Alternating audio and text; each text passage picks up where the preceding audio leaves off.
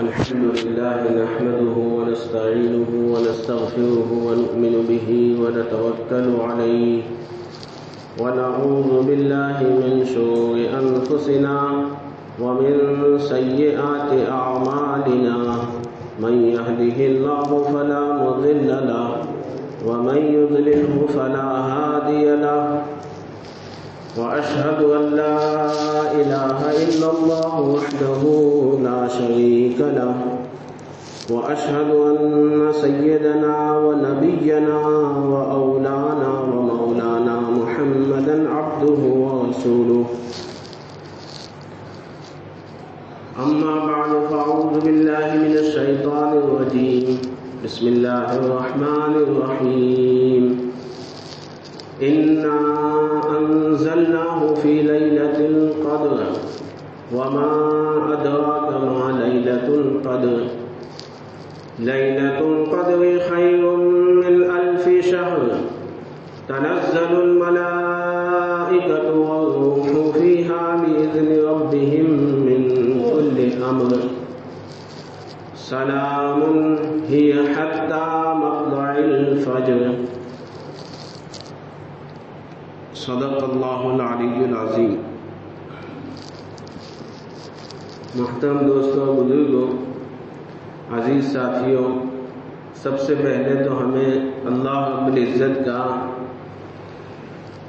بے انتہا شکر ماننا چاہیے کہ اللہ تعالیٰ نے ہم کو زندگی میں ایک اور رمضان عطا کیا اور اس رمضان کے 20 روزے مکمل ہونے آئے ہیں۔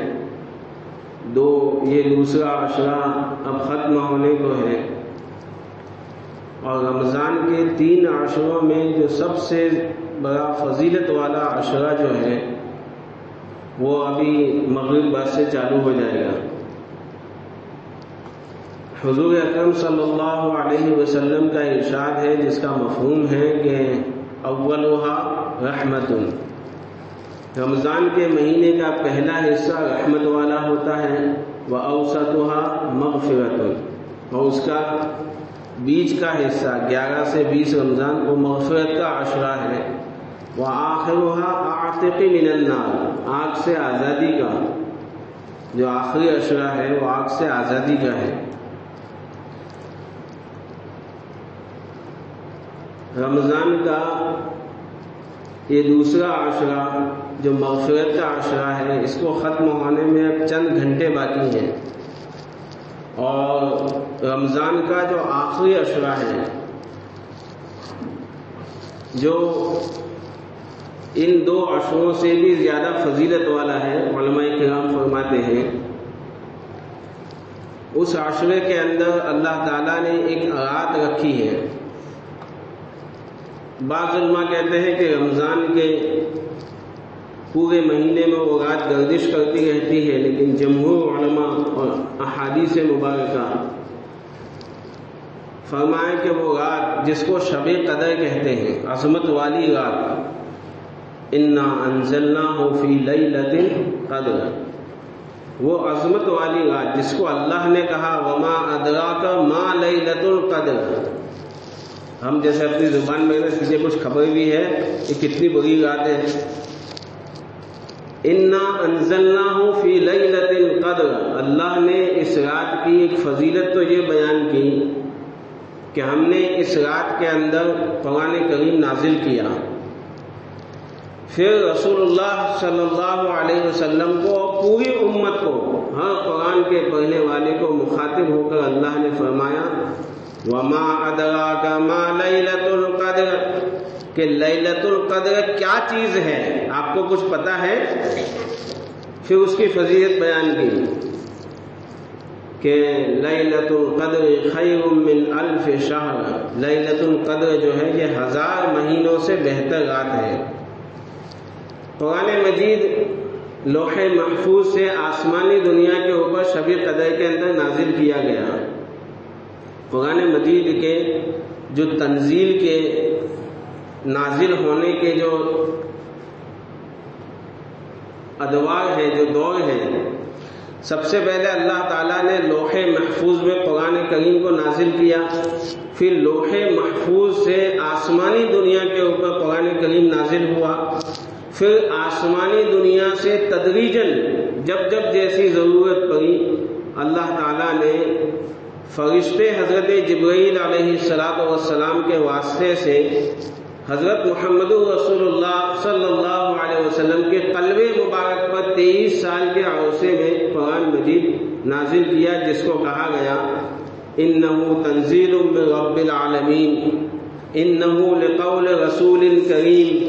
حضرت جبرائیل علیہ السلام کا ذکر آیا، قوی امین۔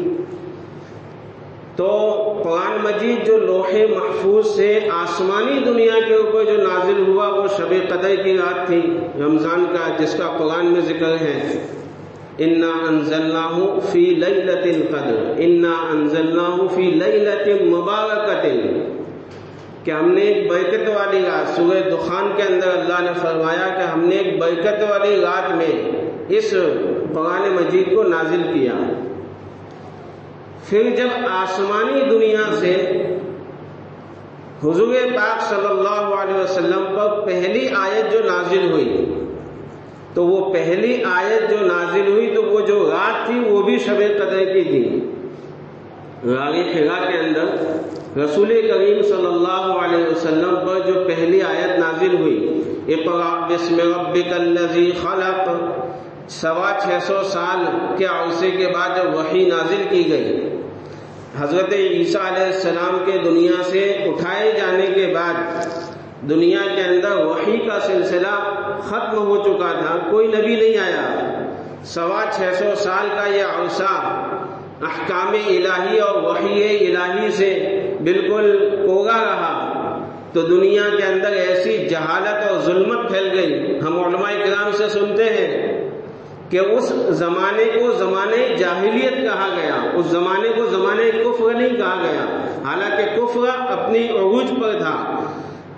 اس زمانے کو زمانے شرک نہیں کہا گیا، حالانکہ شرک اپنے عروج پر تھا۔ اس زمانے کو زمانے ظلم نہیں کہا گیا، کیونکہ حالانکہ دیکھنے جاؤ تو ظلم بھی اپنے عروج پر تھا۔ اس زمانے کو زمانے جاہلیت کہا گیا، کیوں کہا گیا کہ دنیا میں جتنی برائیاں وجود میں آتی ہیں، چاہے وہ کفر ہو، شرک ہو، ظلم ہو، جتنی برائیاں دنیا کے اندر وجود میں آتی ہے، اس کی بنیادی وجہ جہالت ہوتی ہے۔ انسان کا خدا کو نہ جاننا، انسان کا خدا کو نہ پہچاننا، انسان کا اپنے پیدا کرنے والے اللہ سے جب یہ لا تعلق ہو جاتا ہے، جب اللہ سے ناآشنا ہو جاتا ہے، تو پھر دنیا میں جہالت پھیلتی ہے، اور ایسی جہالت پھیلی 600 سال کے عرصے کے اندر کہ اس دور کو ہی زمانے جاہلیت کہا گیا، اور ایسی جہالت کہ اپنے گھر کے اندر پیدا ہونے والی بچی کو وہ زندہ درگور کر دیا کرتے تھے، زمین پر پڑا ہوا خون چاٹ جاتے تھے، سانپ اور بچھو کو وہ صاف کر کے کھا لیتے تھے، ایسی جہالت۔ اور یہ جہالت کے کچھ عنصر آج بھی دنیا میں پائے جاتے ہیں، آج بھی چین کے اندر سانپ اور بچھو کو کھایا جاتا ہے۔ یہ الگ ہے کہ اس کا طریقہ تھوڑا ماڈرن ہو گیا، ورنہ آج بھی اس جہالت کے عنصر پائے جاتے ہیں۔ تو 600 سال کا عرصہ یہ ایسا گزرا، اللہ تعالیٰ نے پھر جو ہے اللہ نے بڑا کرم فرمایا، انسانیت کے اوپر رحم فرمایا، پوری انسانیت کے اوپر کرم فرمایا، ورنہ انسانیت ختم ہو چکی تھی۔ جو انسانیت کی جو قدریں ہوتی ہیں، جو انسانیت کی ویلیوز ہوتی ہیں، جو ہیومن ویلیوز ہوتی ہیں، انسانی قدریں جس کو کہتے ہیں، وہ سب اس وقت جو ہے ختم ہو چکی تھی۔ جیسے آج ہمارے ملک کے اندر نفرت کی آگ میں اور کرسی کی لالچ میں لوگوں نے اپنی انسانی قدروں کو ختم کر دیا ہے۔ وہ انسانی قدریں، وہ ہیومن ویلیوز جس کو کہتے ہیں، وہ سب اس زمانے میں ختم ہو چکی تھی۔ اللہ نے بڑا کرم فرمایا، رحمت للعالمین صلی اللہ علیہ وسلم کو دنیا میں مبعوث فرمایا، اور اس خطے کے اندر مبعوث فرمایا کہ جو خطہ وہ مکہ المکرمہ، جہاں پر جہالت اور ظلم اور شرک اور کفر بالکل ٹوچ کے اوپر تھے۔ دنیا کا جو سینٹر ہے وہ کعبہ ہے، اللہ نے وہی نبی صلی اللہ علیہ وسلم کو پیدا فرمایا ہے۔ جیسے انسان کا سینٹر جو ہے وہ انسان کی ناف ہے، یہ ڈیوٹی جو ہے یہ انسان کا سینٹر ہے، اس طرح پوری دنیا کی ڈیوٹی جو ہے، پوری دنیا کی ناف جو ہے وہ کعبۃ اللہ ہے۔ زمین یہاں پر کچھ نہیں تھا، جب اللہ نے چاہا کہ یہاں پر زمین بسائی جائے، سب پانی تھا۔ وَكَانَ عَرْشُهُ عَلَى الْمَاءِ، قرآن مجید میں ہے کہ اللہ کا عرش بھی پانی کے اوپر تھا۔ جب اللہ نے چاہا فَأَحْبَبْتَ أَنْ أُعْرَفَ، اللہ حدیث قدسی ہے، اللہ خود فرماتے جب چاہا ہم نے کہ میں پہچانا جاؤں، تو پھر اللہ نے سب سے پہلے کیا، فضائل حج کے اندر یہ حدیث لکھی ہے کہ سب سے پہلے اللہ تعالیٰ نے جو جہاں پر بیت اللہ شریف ہے وہاں پر ایک بلبلہ اٹھایا اور اس بلبلے کو پھر پھیلایا، اور اس طرح سے زمین کو اللہ نے کھینچا اور پھیلی، اور 72% پوری دنیا کے اندر آج بھی پانی ہے، 21% زمین ہے۔ تو اللہ نے ہمارے نبی کریم صلی اللہ علیہ وسلم کو اس دنیا کے سینٹر کے اندر پیدا فرمایا تاکہ پوری دنیا میں آپ کی بات پہنچ جائے۔ آپ کو سینٹر میں کیوں پیدا فرمایا؟ اس کی بہت سی حکمتیں لکھی ہے۔ ایک حکمت تو یہ ہے کہ پوری دنیا کے اندر اللہ کے نبی کا لایا ہوا دین اور اللہ کے نبی علیہ السلام کی لائی ہوئی بات پہنچ جائے۔ جب آپ کی عمر شریف 40 سال کی ہوئی، 40 سال 6 مہینے 4 دن، آپ کی عمر شریف جب 40 سال 6 مہینے اور 4 روز کی ہوئی، شب قدر کی رات آئی، آپ تو 40 دن کے لیے جو ہے غار حرا کے اندر عبادت کے لیے جایا کرتے تھے۔ امی جان حضرت خدیجۃ الکبریٰ رضی اللہ تعالی عنہا کے پاس سے اس زمانے کا جو ٹفن ہوتا ہوگا، جو توشہ ہوتا ہوگا، وہ توشہ لے کر آپ جو ہے غار حرا کے اندر جو ہے اعتکاف جس کو کہتے ہیں، یعنی تخلیے کے اندر اللہ کی عبادت کرنا۔ اس زمانے میں نماز نہیں تھی، اس زمانے کی عبادت جو ہے تفکر تھی، اللہ کی یاد میں، مراقبے میں بس بیٹھے رہنا۔ 40 روز تک آپ علیہ الصلوۃ والسلام غار حرا کے اندر عبادت کیا کرتے تھے۔ اور ایک وقت جب آپ کی عمر شریف 40 سال 6 مہینے 4 روز ہوئی، شب قدر کی مبارک رات آئی، تو اللہ تعالیٰ نے جبرائیل امین علیہ الصلوۃ والسلام کو دنیا کے اندر بھیجا 600 سال کی جہالت کو ختم کرنے کے لیے۔ سب سے پہلی جو انسانیت کو جو ٹیبلٹ دی، جو دوا دی، وہ کیا تھی؟ اقرا اقرا بسم ربک الذی خلق، پڑھیے۔ 600 سال کا عرصہ جہالت دنیا کے اندر پھیلی ہوئی ہے، اس جہالت کو ختم کرنے کے لیے اللہ تعالیٰ نے، جیسے ہم ڈاکٹر کے پاس جاتے ہیں، ڈاکٹر صاحب کو کہتے ہیں کہ مجھے بخار ہے، سردی ہے، کھانسی ہے، کف ہے، اللہ نہ کرے یہ کہ سب ہے، تو ڈاکٹر سب سے پہلے کیا دے گا؟ پیراسیٹامول لکھ کے دیتا، یہ لازمن ہے۔ اللہ نے سب سے پہلی جو ٹیبلٹ دی اس پوری جہالت کی بیماری کو ختم کرنے کے لیے، جبرائیل امین علیہ الصلوۃ والسلام شب قدر کی رات کے اندر نازل ہوئے، اور کون سے آیت لے کر نازل ہوئے؟ اقرأ بسم ربک الذی خلق۔ اے نبی جی پڑھیے، پوری امت کو پڑھائیے بسم ربک الذی خلق، کہ اپنے رب کے نام سے پڑھیے۔ پتا چلا کہ ساری جہالتیں، ساری جو ہے ظلم، ساری شرک، سارے کفر، ساری برائیاں، سب کچھ جو ختم ہوگی وہ علم کے راستے سے ختم ہوگی۔ اقرأ بسم ربک الذی خلق۔ تو جس رات کو یہ آیت نازل ہوئی وہ رات جو ہے شب قدر کی تھی، اس کو اللہ نے فرمایا اِنَّا أَنزَلْنَاهُ فِي لَيْلَةِ الْقَدْرِ۔ اللہ تعالیٰ ہم کو قرآن کی ایک آیت سمجھا دے، ہمارے لیے بہت بڑی بات ہے۔ قرآن ہے، اللہ ہم کو ویسے قرآن کو سمجھ کر ہی پڑھنا چاہیے۔ قرآن مالک کا کلام ہے اور اللہ کا کلام ہے۔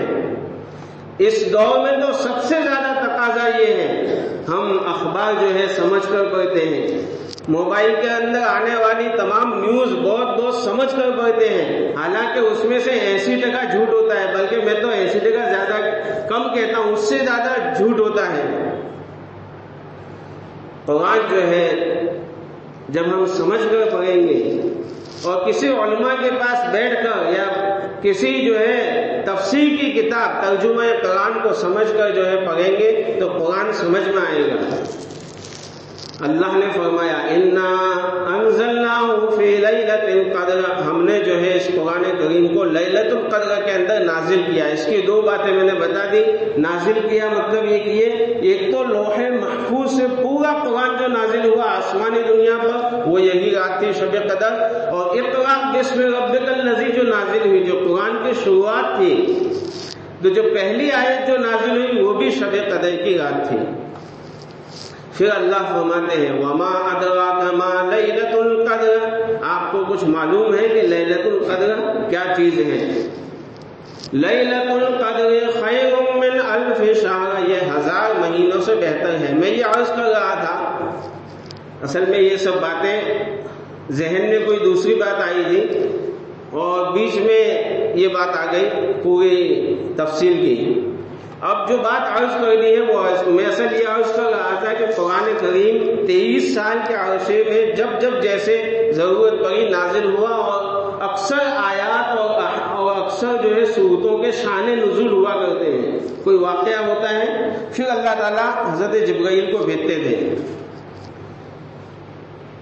تو انا انزلنا میں کیا شان نزول ہے، کیا واقعہ پیش آیا کہ اللہ نے یہ سورت نازل کی؟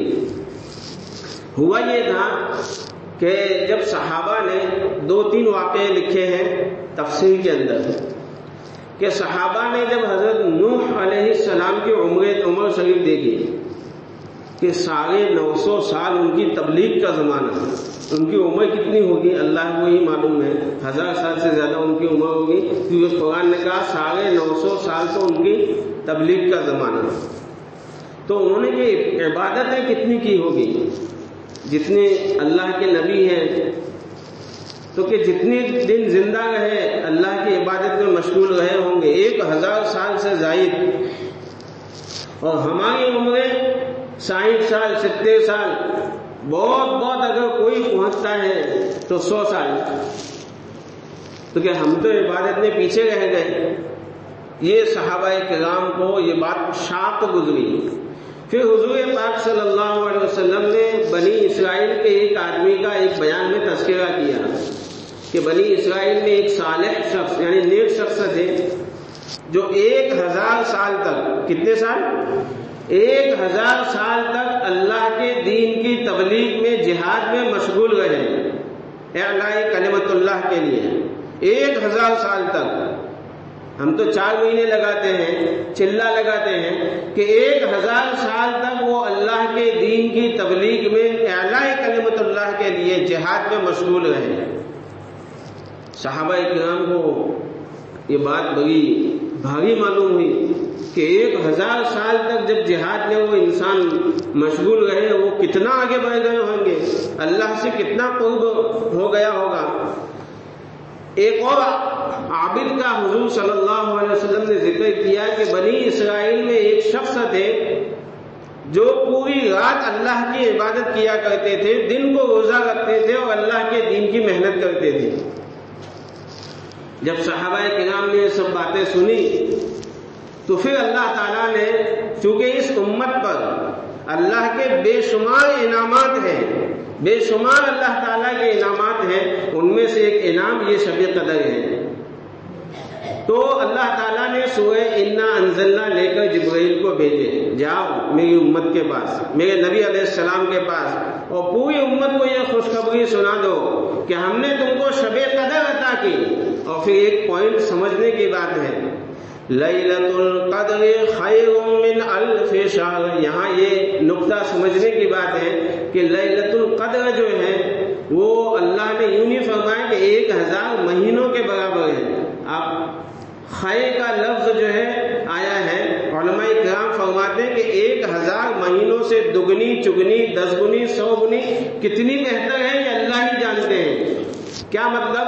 اس ایک رات کے اندر بندہ جو ہے عبادت کے لیے کھڑا ہو گیا، نماز پڑھنے کے لیے، قرآن کی تلاوت کے لیے، دعا استغفار کے لیے، ایک رات میں اگر کوئی بندہ جس کو یہ رات مل گئی اور عبادت کے لیے کھڑا ہو گیا، جیسے حدیث میں آتا ہے من قام لیلۃ القدر ایمانا واحتسابا غفر له ما تقدم من ذنبه۔ بخاری اور مسلم شریف کی یہ حدیث ہے کہ جو لیلۃ القدر کے اندر کھڑا ہو گیا عبادت کے لیے ایمان کے ساتھ اور احتساب کے ساتھ، یعنی ثواب کی امید سے، اللہ اس کے سب گناہ معاف کر دیں گے۔ وہ ایسے ہو جائے گا جیسے آج ہی اس کی ماں نے جنا ہو۔ تو فرمایا کہ جو اس رات کے اندر عبادت کے لیے کھڑا ہو گیا، خیر من لیلۃ القدر خیر من الف شہر، 1000 مہینوں سے بہتر ہے۔ یعنی اس نے گویا ایسا ہے کہ 1000 مہینے یعنی 83 برس اللہ کی 83 برس سے بہتر وقت، بہتر زمانہ جو ہے اللہ کی عبادت میں گزارا۔ اس ایک رات میں چاہے 1 گھنٹہ ہو، پوری رات بھی نہیں، چاہے 1 گھنٹہ ہو، چند ساعات ہو، اگر وہ عبادت کے لیے کھڑا ہو گیا، اللہ کے سامنے اپنے گناہوں کی معافی مانگ لی، تو جو ہے اللہ تعالیٰ اس کو 83 برس سے زائد عرصہ، کتنا زائد، 83 کے ڈبل چبل 10 گنا یا 100 گنا، یہ اللہ ہی جانتے ہیں۔ لیلۃ القدر خیر من الف شہر، اللہ نے فرمایا کہ 1000 مہینوں سے بہتر ہے۔ کتنی بہتر ہے یہ اللہ ہی جانتے ہیں۔ اتنا عرصہ عبادت میں گزارا، اتنا ثواب ملے گا۔ کتنا بڑا اللہ کا انعام ہے اس امت کے اوپر، 1 رات عبادت کرنے کا ثواب، وہ بنی اسرائیل کے 1000 سال عبادت کرنے پر اس امت مسلمہ کے عام مسلمان کے 1 رات کی عبادت سے بڑھ جائے گا۔ اب یہ رات آتی کب ہے؟ میں انشاءاللہ مختصر خیر کے بعد ختم کرتا ہوں۔ 2 باتیں رہ گئی۔ اب تو ابھی تک ہم نے جو ہے اس آیت کی فضیلت دیکھ لی۔ اللہ نے آگے فرمایا اس رات میں کیا ہوتا ہے، تنزل علیہم الملائکہ، کہ فرشتے نازل ہوتے ہیں، اور روح سے مراد حضرت جبرائیل علیہ السلام ہے۔ حضرت جبرائیل علیہ السلام پورے فرشتوں کا ایک بڑی جماعت لے کر اس زمین پر اترتے ہیں، اور جو بھی مسلمان دعا میں، ذکر میں، تلاوت میں لگا ہوتا ہے اس سے مصافحہ کرتے ہیں، اس سے جو ہے ملاقات کرتے ہیں۔ اور پھر فرمایا سلام، پوری رات یہ سلامتی والی ہوتی ہے، ہی حتی مطلع الفجر، کہ مغرب سے یہ رات چالو ہوتی ہے، مغرب کی اذان ہوئی، ہی حتی مطلع الفجر، ایسا نہیں ہے کہ صرف 1 گھنٹے یہ تمام برکتیں، نہیں، حتی مطلع الفجر، جب تک کہ صبح صادق نہ ہو وہاں تک جو ہے اس کی تمام انوار، تمام برکات سب نازل ہوتی رہتی ہیں۔ تو اتنی بڑی رات آتی کب ہے؟ امی جان سیدہ عائشہ صدیقہ رضی اللہ تعالی عنہا سے روایت فرماتی ہے کہ حضور صلی اللہ علیہ وسلم نے فرمایا کہ اس رات کو اخیر عشرے کی طاق راتوں میں 21ویں شب، آج کی رات جو ہے وہ 21ویں رات ہے، کل 21واں روزہ ہے، تو آج کی رات یعنی آج مغرب بعد 21ویں شب، 23ویں شب، 25ویں شب، شب مانے رات، نائٹ، 25ویں شب اور 27 اور 29، یہ 5 راتوں میں اس رات کو تلاش کرو۔ 1 رات میں اللہ نے کیوں نہیں کہہ دیا؟ اشارے بہت سارے دے دیے ہیں، میں وہ بھی ایک قصہ بیان کرتا ہوں۔ 1 رات میں اللہ نے کیوں نہیں کہہ دیا؟ جب اتنی بڑی رات ہے تو اللہ نے مبہم کیوں رکھی؟ اس پر بہت سارے جواب علماء نے دیے ہیں، اس کا یہاں ذکر کرنا مقصود نہیں، آپ فضائل اعمال میں پڑھ سکتے ہیں۔ اللہ یہ چاہتا ہے کہ میرا بندہ جو ہے اگر 1 رات میں ہی یہ کر دیا ہوتا تو باقی کی جو راتیں ہیں اس میں جو ہے یہ بندہ نہ جاگتا نہ میری عبادت کرتا، اس لیے اللہ تعالیٰ نے مبہم رکھا ہے کہ یہ 5 راتوں میں سے ایک دن یہ رات گھومتی رہتی ہے۔ اب آج کی بات بتاؤں، زیادہ تر علماء کہتے ہیں کہ 27ویں شب کو، 27ویں جو شب ہوتی ہے رمضان کی، اس میں یہ رات آتی ہے۔ حضرت عمر رضی اللہ تعالیٰ عنہ کی مجلس لگی ہوئی تھی۔ حضرت عمر رضی اللہ تعالیٰ عنہ نے صحابہ سے پوچھا کہ شب قدر کون سی رات کو ہوتی ہے، رائے دو۔ تو اکثر صحابہ نے کہا کہ واللہ اعلم، واللہ اعلم، اللہ و رسولہ اعلم، اللہ جانتا ہے، اس کا رسول جانتے ہیں۔ ابن عباس رضی اللہ تعالیٰ عنہ جو سب سے چھوٹے تھے، یعنی 14-15 سال کی عمر کے ہوں گے اس وقت، اور امت کے سب سے بڑے مفسر قرآن ان کو کہا جاتا ہے، اللہ کے نبی علیہ السلام نے ان کو دعا دی تھی کہ اللہ تو ان کو کتاب کا علم عطا فرماؤ. امت کے سب سے بڑے مفسر جو ہیں وہ عبداللہ ابن عباس رضی اللہ تعالیٰ عنہ ہیں. وہ سب سے چھوٹی عمر کے تھے اس مجلس میں. حضرت عمر کی جو بورڈ تھی، جو میٹنگ، جو بورڈ آف ممبر جو تھے، بورڈ آف ممبر ہوتے ہیں نا کمیٹی کے، جو بورڈ آف ممبر جو تھے وہ سب بڑی عمر کے ہوتے تھے. لیکن عبداللہ ابن عباس کو انٹری اسی لیے تھی کیونکہ وہ مفسر قرآن تھے. اللہ نے ان کو اتنی زیادہ جو ہے ذہانت دی ہوئی تھی، اتنے انٹیلیجنٹ تھے. تو عبداللہ ابن عباس کو پوچھا، وہ چھوٹے تھے، کچھ بول نہیں گئے تھے. حضرت عمر امیر المومنین سمجھ گئے کہ یہ اپنی طرف سے کوئی رائے نہیں دیں گے کیونکہ سب بڑے علماء حضرات، بڑے صحابہ بیٹھے ہیں. پھر حضرت عمر رضی اللہ تعالیٰ عنہ نے ابن عباس سے پوچھا کہ عبداللہ تم بھی کچھ بولو. تو کہا کہ میں نے بہت غور کیا قرآن اور حدیث میں اور اسلام کے اندر، تو میں نے اس نتیجے پر پہنچا ہوں کہ 7 کے عدد میں یہ رات ہوتی ہے. کیوں؟ اس کا انہوں نے تفسیر بتائی کہ اللہ نے آسمان 7 بنائے، اللہ نے زمینیں 7 بنائی، طواف کے چکر 7 رکھے، رمی جمرات 7 ہیں. انسان کی پیدائش کا جو مرحلہ ہے، مضغہ، لحمہ، قسم، وہ جو سورہ مومنون کے اندر جو پورا اللہ تعالیٰ نے نظام بتایا ہے کہ کس طرح ہم انسان کو پیدا کرتے ہیں، وہ بھی 7 مرحلے ہیں. تو یہ تمام چیزیں اس طرح 7 بتائیں. انسان کی خوراک بھی 7 ہے کہ اللہ تعالیٰ نے انسان کی خوراک جو بتائی ہے سورہ عبس و تولا کے اندر، وہ بھی 7 چیزیں بیان کی ہیں. تو کہ اس پر میں اس نتیجے پر پہنچا ہوں کہ یہ رات اکثر جو ہے 27ویں شب کو، کیونکہ اخیر عشرے کے پیچھے جو 17 جو آتا ہے وہ 27ویں شب کو آتا ہے، تو کیا 27ویں شب کو. اور پھر جو نقطہ بیان کیا انہوں نے یوں فرمایا کہ انا انزلناہ فی لیلۃ القدر وما ادراک ما لیلۃ القدر لیلۃ القدر خیر من الف شہر تنزل الملائکۃ والروح فیہا بإذن ربہم من کل امر سلام ہی. یہاں ہی کا جو لفظ آیا ہے وہ 27 یعنی 27 حروف کے بعد آیا ہے، تو کہ اللہ نے خود اشارہ کر دیا ہے. پھر ایک صحابی نے بیان کیا کہ لیلۃ القدر کے اندر 9 حروف ہیں، لیلۃ القدر. اور لیلۃ القدر کا تذکرہ سورہ انا انزلنا میں 3 مرتبہ آیا ہے. بات کو ذرا دھیان سے سنیں گے تو انشاءاللہ بات سمجھ میں آ جائے گی. انا انزلناہ فی لیلۃ القدر ایک بار، لیلۃ القدر 2 بار، خیر من الف شہر تو 3 بار لیلۃ القدر کا تذکرہ آیا ہے.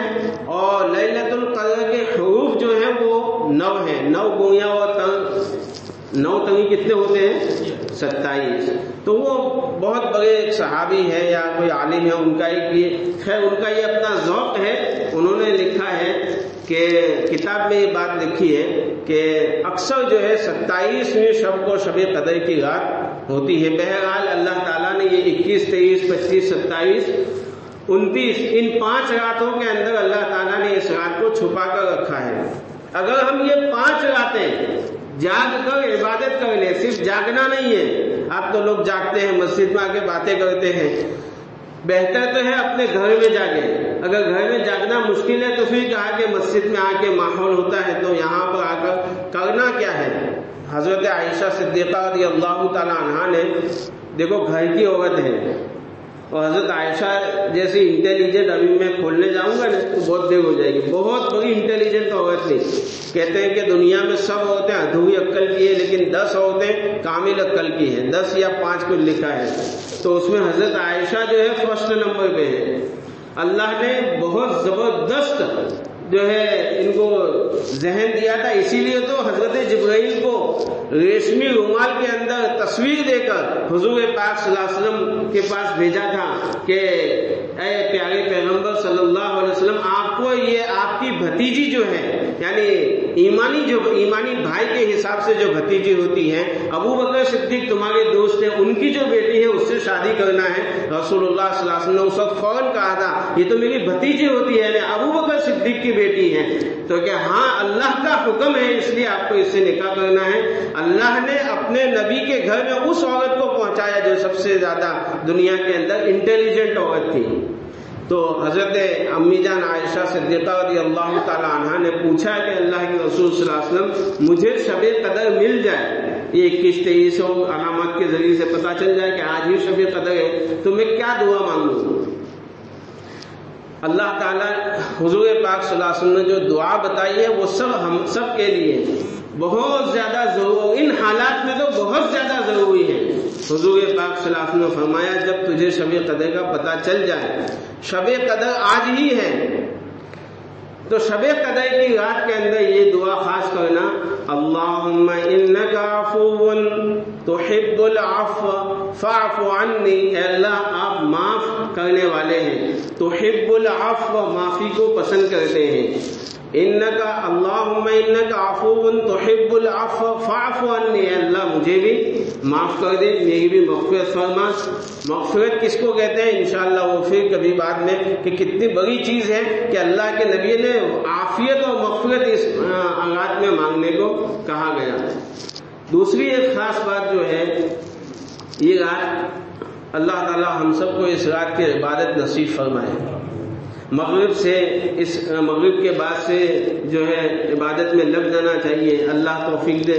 نماز کے بعد اوابین ہیں، قرآن پاک کی تلاوت ہے، پھر جو ہے اس رات کو کیسے وصول کیا جائے کہ مغرب کے بعد اوابین پڑھ لی، پھر جو ہے تلاوت کلام پاک یا دعا استغفار، پھر جو ہے تراویح کی نماز آئے گی، پھر جو ہے تراویح کی نماز کے بعد اپنی ضروریات کھانا وغیرہ سے فارغ ہو کر اگر جاگنے کی ہمت ہے، قوت ہے اور تھوڑا سا مشقت برداشت کر کے جاگنا ہی چاہیے، تو جو ہے صلاۃ التسبیح، دعا استغفار تسبیح تلاوت اس میں لگ جانا چاہیے۔ اگر جاگنے کی ہمت نہیں تو سو جانا چاہیے۔ سب سے اخیر درجہ جو علماء نے لکھا ہے کہ اس رات کو وصول کرنے کا یہ ہے، عشاء کی نماز باجماعت پڑھے، فجر کی نماز باجماعت پڑھے۔ حضرت مسلم شریف کی روایت ہے، حضرت عثمان غنی رضی اللہ تعالیٰ عنہ سے روایت ہے، رسول اللہ صلی اللہ علیہ وسلم نے فرمایا جس نے عشاء کی نماز باجماعت ادا کی اس کو آدھی رات عبادت کا ثواب ملے گا، اور جس نے فجر کی نماز باجماعت ادا کی تو اس کو پوری رات عبادت کا ثواب ملے گا۔ تو فجر و عشاء کی خاص جو ہے پابندی کرنی چاہیے کہ ہمیں تکبیر اولیٰ کے ساتھ نماز پڑھنی ہے۔ اللہ تعالی ہمیں بھی اس رات کو غسل کرنے کی توفیق عطا فرمائے اور اس رات میں عبادت کرنے کی توفیق عطا فرمائے۔ اب اذان ہوگی، پھر سنت پڑھیں۔